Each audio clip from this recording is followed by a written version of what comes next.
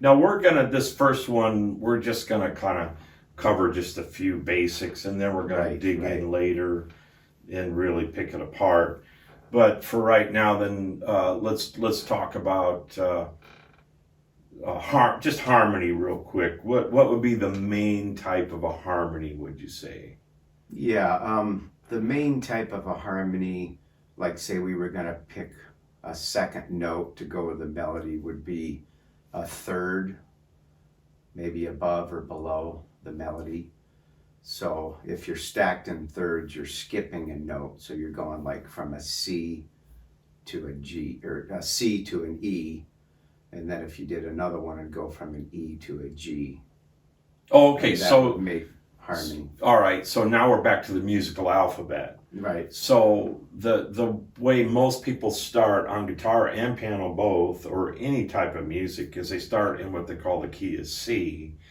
And why would we do that? Why do we start in the key of C? Well, I know as a piano player and teacher, I start on the key of C because there's no black keys, so there's no flats or sharps. So it's a lot easier for the kids to understand starting on the white keys. Oh, okay. So you're taking the white keys of the piano only. Right. Starting with C, because that's the C major scale. Not A, we're starting with C. So we're going C, D, E, F, G, A, B, C. Right. And then we go back down. Okay, great. And then as far as on guitar, we do the same thing. We start with what's called the open fixed C scale. And it basically shows every note down there on the guitar where you first start in the first position. It shows every note in the key of C. And Bill, our good friend Bill Swick, invented a guitar called the Swickster that shows the white and the black keys on the guitar. So you can literally go up and find all those notes that are in the key of C on there. It's really a neat thing. So you just went, you said something like C, E, G, like that. Okay, so that could be like your first chord. Right. And when we talk about harmony, we start with chords as harmony. Later on, we can talk about harmonizing a melody. Right. But right now, you do those chords. How would you do your hand on the piano to make that chord? Yeah, well, I'd tell them to curve their fingers and play on their fingertips. And I'd probably start with the right hand because most people are right-handed. And I'd have them put their thumb on the C and their middle finger on the E and their pinky on the G. And just see if they can play that. If they can't play the middle one, I'd start with actually the first and the fifth note to make it a little easier for the little kids.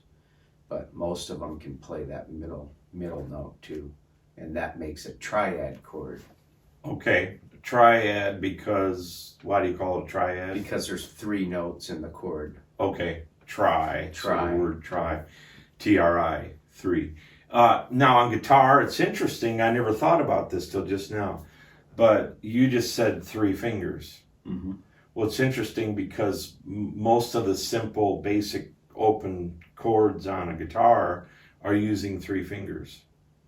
So you're using 3 fingers, but we're actually playing 5 or 6 strings usually, 4, 5, or 6 strings. Right. That include those notes. But we can use 3. Some chords have 2 fingers, maybe 1, but a lot of the chords have 3 fingers, and we'll talk about that later when we get into the different instruments. Mm-hmm. But what we're finding as music teachers for years and years as HansonMusicStudios, that a lot of the way we teach is very similar. Right. And things from guitar can apply to piano. And then you and I are both trumpet players.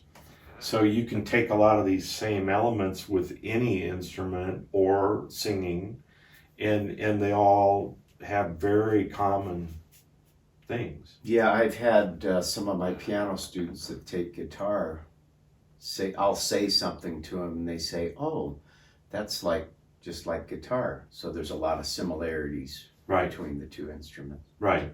And I just went out last night with one of your mothers was sitting out in the entryway and you were teaching. I didn't have a student, and I went out and I said, Chris just told her something that I do too, but we've never talked about it. I don't remember what it was right now, but it was just kind of interesting because you and I have developed these teaching styles that are very similar. And some exciting things, we're now starting to develop some material for videos Right. to help, with our players at all levels. Yeah. And not only videos, but we're starting to write our HansonMusicStudios book 1 Yeah. kind of thing. So there's a lot of good things coming.